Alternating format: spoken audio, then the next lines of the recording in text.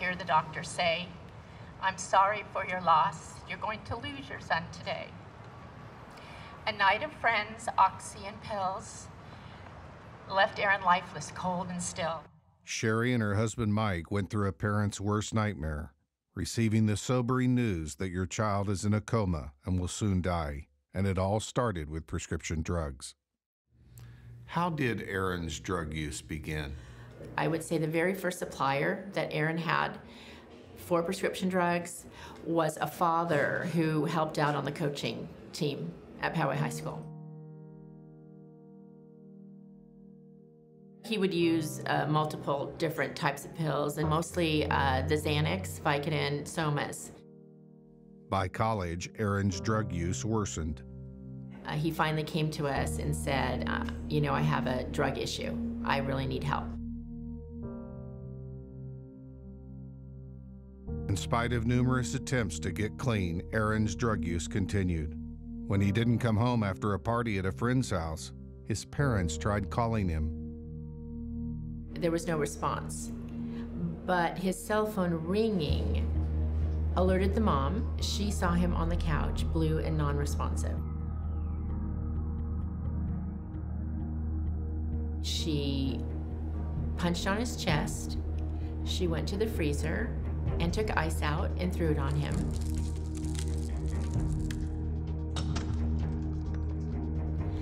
At this point, Aaron's not breathing, and the father and son, dragging him to the car, brought him to the emergency room.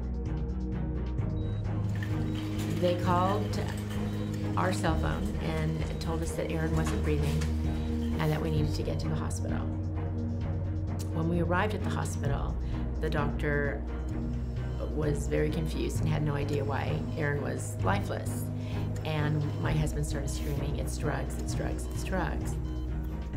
Aaron suffered a heart attack and 2 strokes, front and back, both sides of his brain. That's what opioids do. Grab over, hold the side.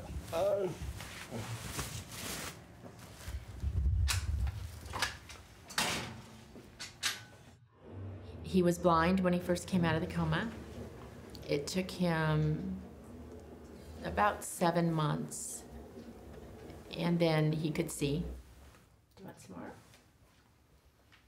Closest condition that would describe Aaron's challenges today is cerebral palsy.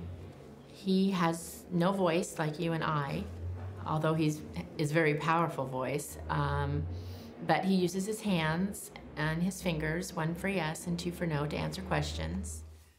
So if you could go back, Aaron, when you were in school, would you use drugs, alcohol, marijuana, or abuse prescription pills? No. He has always taken responsibility for his choices.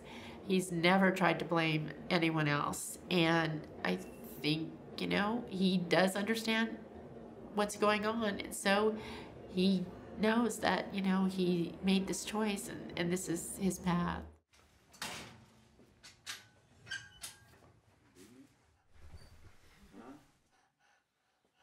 He needs 24-hour care.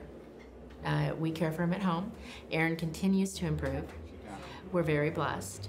Many of our friends and far too many have buried their children because of the epidemic of prescription drugs.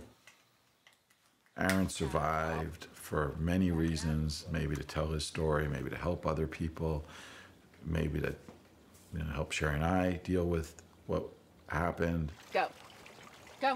Just go. Trigger that. Is it a challenge being a parent of a quadriplegic, knowing what he's gone through and that it was preventable? Definitely. I mean, every day, doesn't go by that I, cry inside and outside for Aaron and his loss of his future. We're very frustrated or sad for him, but that, every day we are blessed and honored to have Aaron in the condition he's in and be able to just help him on a daily basis, have the best day possible. For me, my hardest days aren't sad days.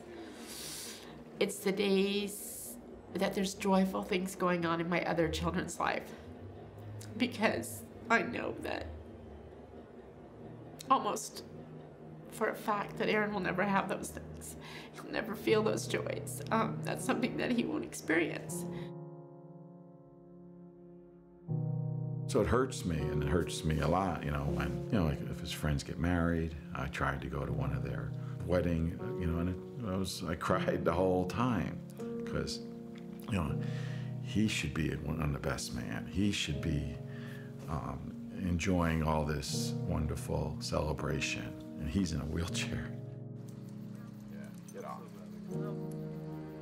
I thought because I didn't use drugs and I didn't abuse alcohol and I wasn't a drug addict and we didn't have that in our home, that was enough and that would protect my family and my children. It's not.